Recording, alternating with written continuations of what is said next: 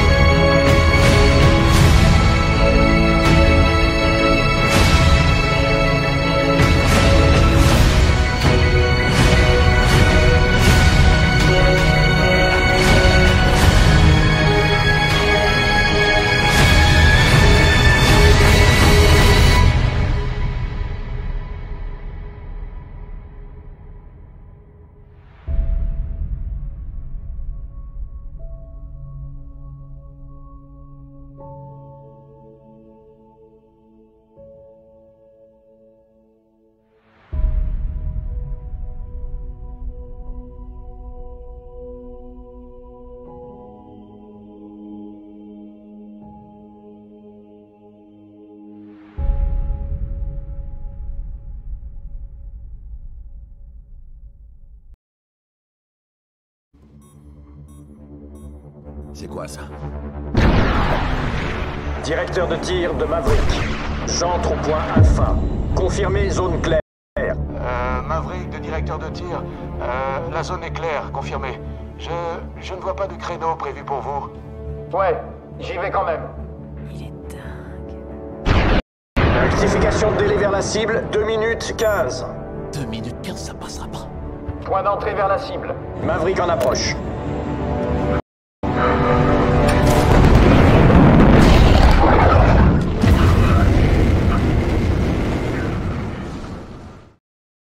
C'est vrai que quand on regarde les films que fait Tom Cruise, eh bien, il a un côté un peu dingue. C'est vraiment quelqu'un qui prend beaucoup de risques, parce que c'est lui qui fait la majeure partie de ses cascades, contrairement aux autres acteurs et actrices. Donc c'est quelqu'un qui aime prendre des risques, qui se forme en même temps. Il passe beaucoup de temps à s'entraîner, à apprendre de nouvelles choses, pour justement être au top quand il fait ses films. Donc on va voir que cette dimension de l'entraînement, du travail, du sérieux, eh bien, se retrouve bien dans son thème natal. Donc, pour monter un thème, il faut donc l'identité et puis la date de naissance de la personne. Donc, il suffit de regarder sur Wikipédia pour découvrir que, eh bien, Tom Cruise est né le 3 juillet 1962. Donc, il a aujourd'hui 60 ans. Donc, il fait bien son âge, on va dire. Il est encore bien très fort, très vigoureux. Enfin, il est plein d'énergie, en fait. Et au niveau de son identité de naissance, eh bien, il s'appelle Thomas Cruise Mapover IV. Donc c'est intéressant parce que il est né dans une famille où eh bien, le fils prend le même prénom que son père. Et là, c'est la 4e génération. Donc ça veut dire qu'il est né dans un milieu très traditionnel, avec des règles, un ordre, où le père, justement, eh bien, transmet à son fils, normalement, eh bien, tout ce qu'il sait, et où le fils, au fond, eh bien, est comme la prolongation du père. Donc ça veut certainement signifier que dans une vie passée, eh bien, Tom Cruise était dans un cadre justement très traditionnel, avec des règles, un ordre, peut-être un ordre religieux, puisque dans sa première partie de vie, ouais, quand il était ado, il voulait être prêtre à un moment donné, donc il y a vraiment cette notion d'appel vers l'ordre, en fait, vers l'aspect religieux qui était bien présent en lui, et qu'on va voir qu'il se retrouve bien au fond dans sa personnalité de base. Donc à partir de ces données numérologiques, eh bien, on peut monter le thème natal. Donc voilà un peu la représentation que j'utilise en numérologie évolutive. Donc c'est une représentation imagée qui permet de voir que, eh bien, à la base, on a un certain potentiel, on a une certaine structure psychologique et spirituelle de base qui se retrouve dans l'identité. Et avec la date de naissance, eh bien, ça nous donne un peu la direction à suivre. Ça nous donne notre type de destinée avec les leçons à apprendre, une mission à accomplir et des défis à relever au cours de l'existence. Donc pour Tom Cruise, donc, on obtient donc ce thème-là. Ce qu'il faut comprendre, c'est que la vie humaine se décompose en 3 grandes phases qui sont reliées au cycle de Saturne en astrologie. Donc de la naissance jusqu'à 28-29 ans, eh bien, on est dans ce qu'on appelle l'évolution naturelle. Donc c'est là où on va se construire, on va se faire une certaine image de soi, de la vie, en fonction de son éducation, de sa personnalité, du karma que l'on ramène des vies passées, de ses forces, de ses faiblesses. Et ensuite, eh bien, vers 28-29 ans, on rentre dans le cœur de la vie, dans le cœur de la destinée jusqu'à 59-60 ans environ. Et donc là, eh bien, ce n'est plus naturel, il faut faire des efforts pour évoluer, et pour progresser, pour apprendre, il faut accepter de se remettre en question, de s'ouvrir à d'autres choses, et par rapport aux données numérologiques, il faut progressivement eh bien, assimiler les principes essentiels de son chemin de vie, qui ne sont pas naturels à la base, qui donc demandent des efforts. En avançant correctement dans sa deuxième partie de vie, on est amené aussi à un moment donné à accomplir une certaine mission, donc ça prend des années pour la réaliser, parce que au fond, la mission de vie, qui correspond à la somme du jour et du mois de naissance, ça correspond à une partie de la révélation de notre esprit, de notre être spirituel. Donc c'est au-delà de la personnalité. Donc ça nous permet de nous révéler davantage sur Terre, dans le monde, au milieu de nos semblables. Et le fait de vivre correctement eh bien, notre seconde partie de vie, eh bien, ça permet de rentrer dans la soixantaine en se sentant digne, rayonnant, dynamique, parce que eh bien, on a accepté de se transcender, de se dépasser, de se remettre en question.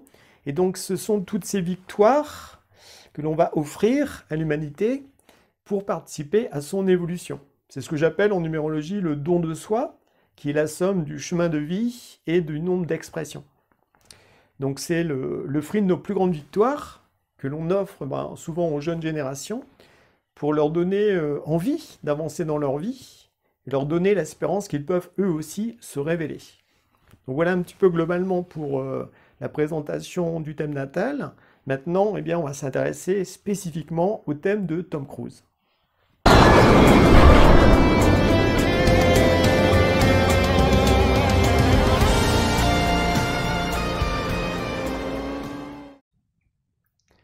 Nous allons commencer par nous intéresser à l'hexagone personnel de Tom Cruise, ou de Thomas Cruise Mapover, qui définit justement sa structure psychologique de base, son fonctionnement de base, sur lequel justement il va être amené à travailler au cours de sa vie en développant son chemin de vie 1.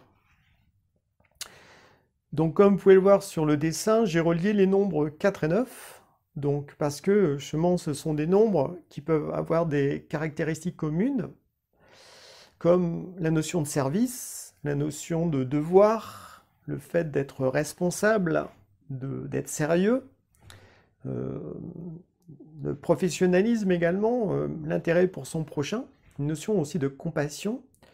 Donc, ce qui fait que Tom Cruise, à la base, c'est quelqu'un justement de bien planté. Enfin, on le voit bien justement le fait qu'il soit né Cruise Mapover 4. Donc, il y a vraiment ce lien à la matière, aux traditions, à l'ordre, ou aux ordres.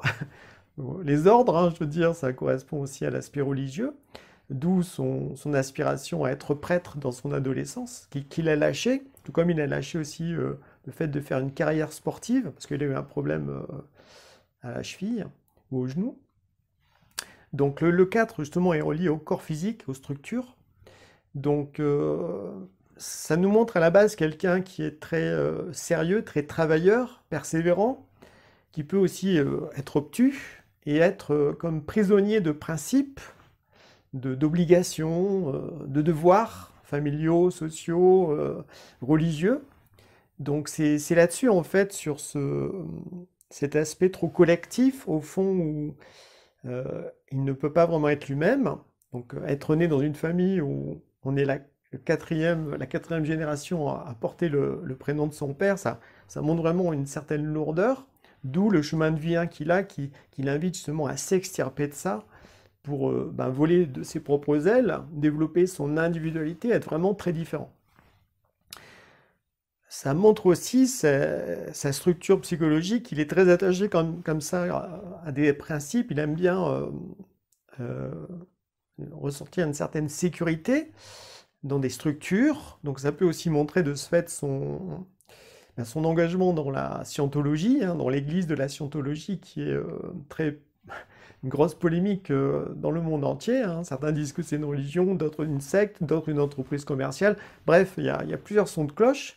Et Tom Cruise, il est vraiment investi là-dedans, qu'il voit comme une religion, comme une manière de se libérer justement de ses conditionnements. Donc c'est compréhensible au fond, au vu de son hexagone, cet attachement à la scientologie, à l'église de la scientologie, et le fait qu'il se fasse aussi son porte-parole, ça lui a valu des problèmes à Hollywood, hein, justement, par rapport à tout ça. Donc, ça, c'est la structure psychologique de base qui, positivement, nous montre quelqu'un de très sérieux, de très professionnel, qui n'hésite pas à faire de multiples efforts pour être au top, pour justement maîtriser son art, donc très attaché aux détails, très minutieux. Il est bien dans la matière, il est bien ancré dans la réalité terrestre, au fond, et aussi dans son corps. Bon, ça se voit avec tout ce qu'il fait physiquement dans les films. Mais négativement, il y a cet attachement à une structure, à un principe, qui sont aussi des conditionnements intérieurs, parce que forcément, s'il est le quatrième du nom, ça veut dire qu'il ramène d'une vie passée une dose, on va dire, de traditionnalisme en lui, de rigueur, d'obligation, d'ordre, qui est très forte. Donc, comme les 4 et les 9 dans son hexagone sont tous soudés, ça nous montre quelqu'un qui est d'un bloc, en fait. Donc ça, c'est pas forcément évident à transformer la structure de fond, parce qu'en fait, il est entier, Tom Cruise. Hein. C'est quelqu'un de, on va dire, Thomas Cruise Mapover, il est entier. Et peut être bien boulonné dans ses certitudes, dans des obligations, tout ça. Et en fait, c'est comme si avec un chemin de vie 1, puis même une mission de vie 1, il devait vraiment comme s'attaquer à ça en lui, donc faire un travail sur lui, se transformer, se transcender, pour petit à petit, eh bien, se libérer justement de ce qui l'emprisonne, de ses conditionnements, de ses limites, de ses obligations, de la soumission aussi à un ordre, à des gens qu'il peut juger supérieurs à lui. Le 4 est beaucoup relié aussi à la notion de hiérarchie ou d'armée. Donc on voit bien avec tous les films qu'il fait des Mission Impossible ou le dernier, hein, Tom Cruise, tout ça, Top Gun, eh bien il y a vraiment cette notion comme ça de devoir envers la nation, envers le fait de se sentir investi d'une mission. Donc tout ça, il y a des bons côtés dedans, mais en même temps, on obéit aux ordres et puis on n'est pas forcément libre. Et là, justement, dans le film Top Gun Maverick, on voit vraiment qu'il il prend des initiatives, il va à l'encontre de l'autorité, il prend des risques vraiment, parce qu'il écoute son intuition, il écoute son cœur, donc voilà, il ose braver les interdits, donc c'est vraiment ce type d'attitude qu'il doit développer, qu'il a dû développer au cours de sa vie, notamment avec un chemin de vie 1, pour justement sortir du lot, s'extirper, accepter d'être incompris, d'être rejeté, jugé, catalogué. Mais voilà, il fallait qu'il trace son propre chemin, qu'il développe son indépendance, parce que quand on a un chemin de vie 1, eh bien, il faut cultiver l'individualisation, c'est-à-dire se démarquer, se déconditionner, il faut développer son autonomie, son indépendance. Petit à petit, il est devenu producteur pour justement pouvoir faire des films que lui, il voulait vraiment, dans lesquels il avait envie de s'investir.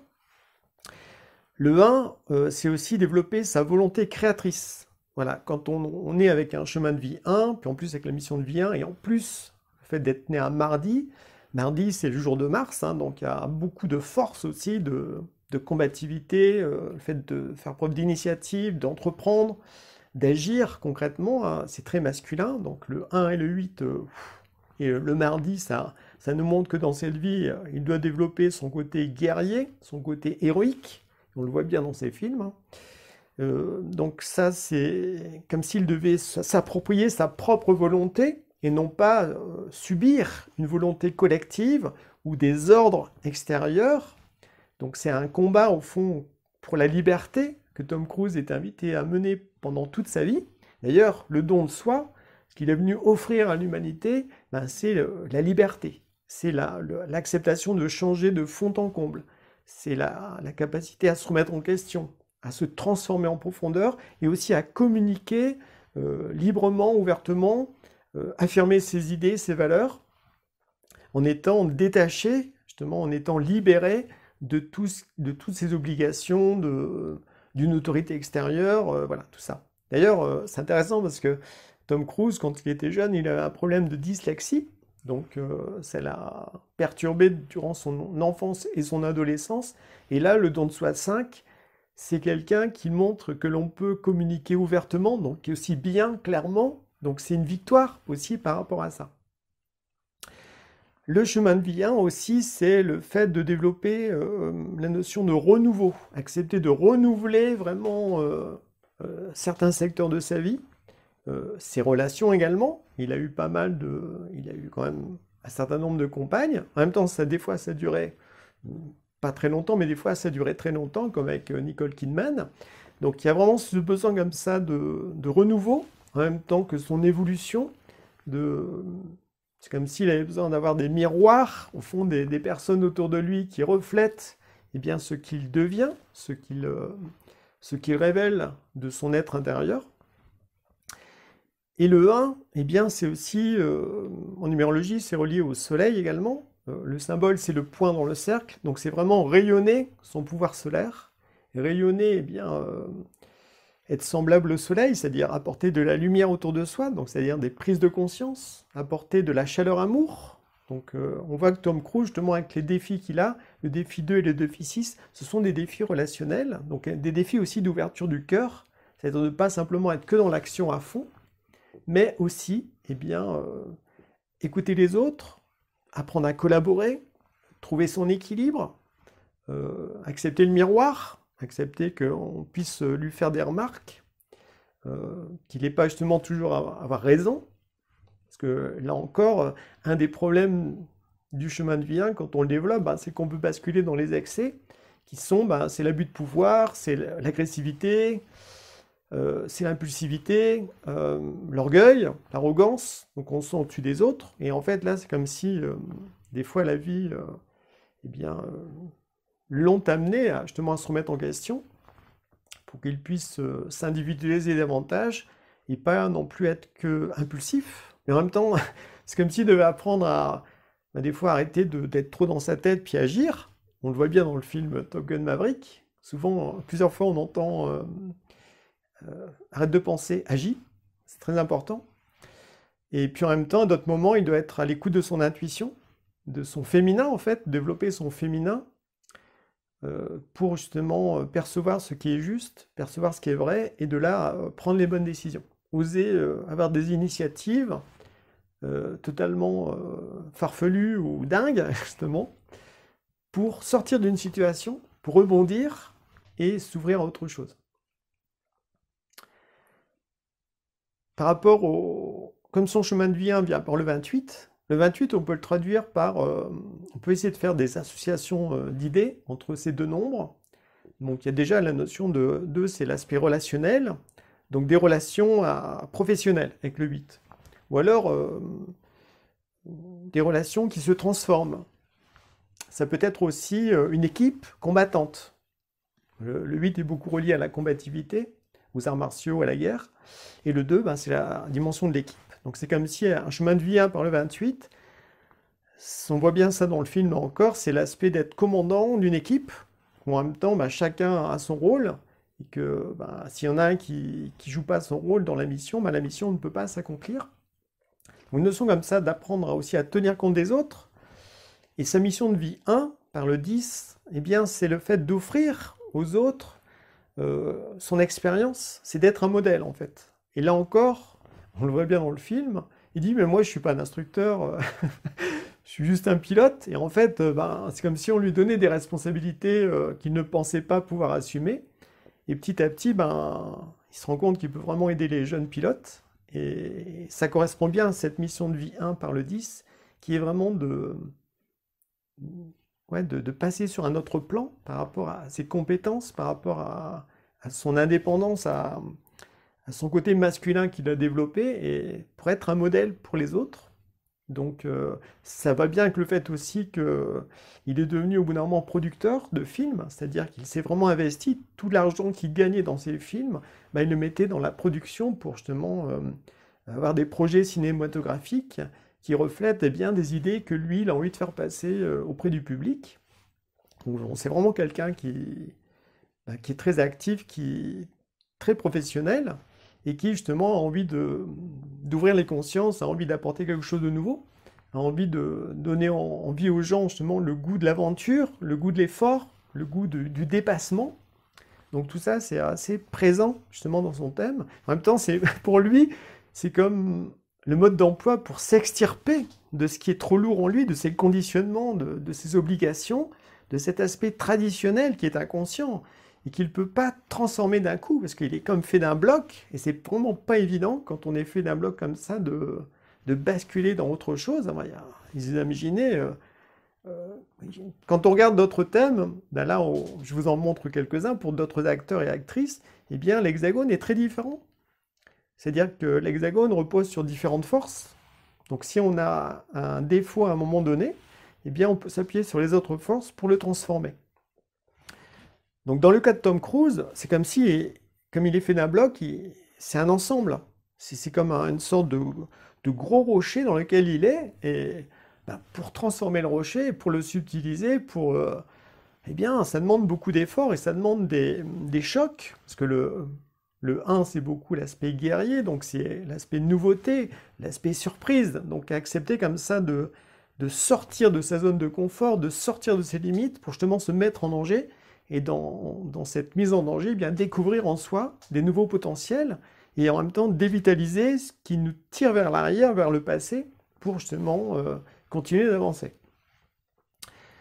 Tout cela, donc on voit vraiment que dans son thème, dans sa vie, Tom Cruise a été invité à vraiment développer son masculin, son individualité, et en même temps les défis qu'il a, 4. Bon, le 4, c'est relié au travail, justement. Apprendre à travailler, mais en conscience, hein, ne pas être que dans l'aspect matériel des choses. Il faut apprendre aussi à être bien ancré à la terre, bien relié à la nature. Donc, je veux dire, je pense que Tom Cruise, de ce côté-là, c'est bon. Vu que des fois, dans Mission Impossible, il fait de l'escalade, tout ça, donc on voit vraiment qu'il est à l'aise avec la nature. Par contre, ces défis 2 et 6, eh bien, ça montre vraiment qu'il est venu travailler aussi son féminin, son relationnel. Et dans le film, Top Gun Maverick a vraiment, au bout d'un moment, un passage où il est un peu perdu et où, justement, c'est le féminin qui l'aide, au fond, à retrouver de l'espérance. Donc c'est un très beau passage que voici. Je suis au courant. Je suis désolée. Qu'est-ce que tu vas faire? Aïe, c'est mort. Qu'est-ce que tu veux que je fasse? Il va falloir que tu trouves le moyen de revenir. Non, Penny. Ils m'ont viré. C'est fini. Pete, si c'était toi qui avais perdu ton ailier, tu te battrais encore. Tu ne renoncerais pas. Ce sont tes pilotes. Si quoi que ce soit leur arrive, tu ne te le pardonneras jamais. Je sais pas quoi faire.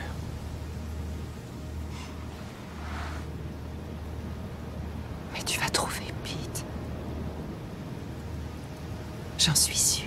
Donc si on essaye de faire une synthèse, on va dire, Tom Cruise est venu développer l'aspect héroïque masculin, même si l'héroïsme peut aussi se vivre au féminin, je précise, hein, mais dans son aspect à lui, c'est vraiment l'aspect action masculin, leadership, combattant vraiment pour une bonne cause. Et en même temps, il doit développer sa dimension féminine, son intuition, pour justement être équilibré.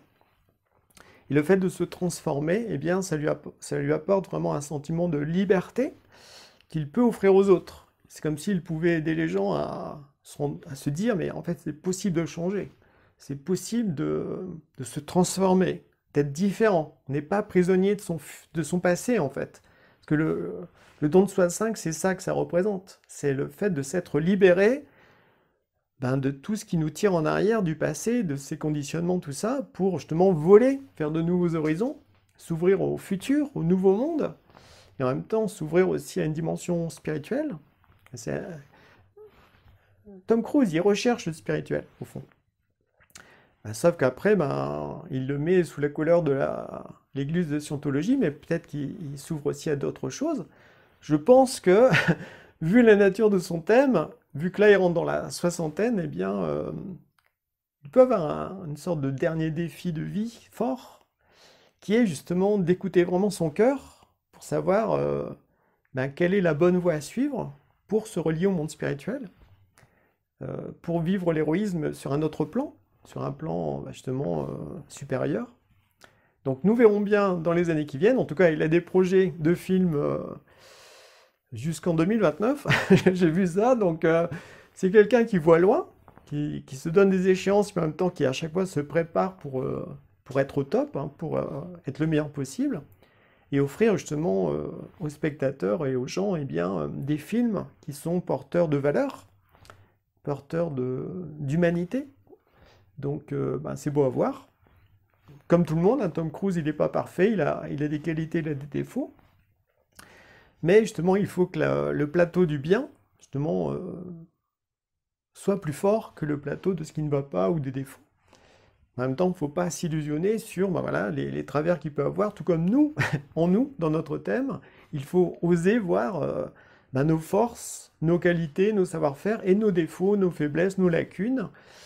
Parce que justement, plus on met la lumière sur tout ça, plus ça nous donne aussi le courage de progresser sur notre chemin de vie pour se transcender et devenir meilleur. Donc voilà un petit peu ce que j'avais à vous partager sur le thème de Tom Cruise. Donc je vous souhaite à présent une bonne journée et au plaisir de vous croiser dans une prochaine vidéo. Bye bye!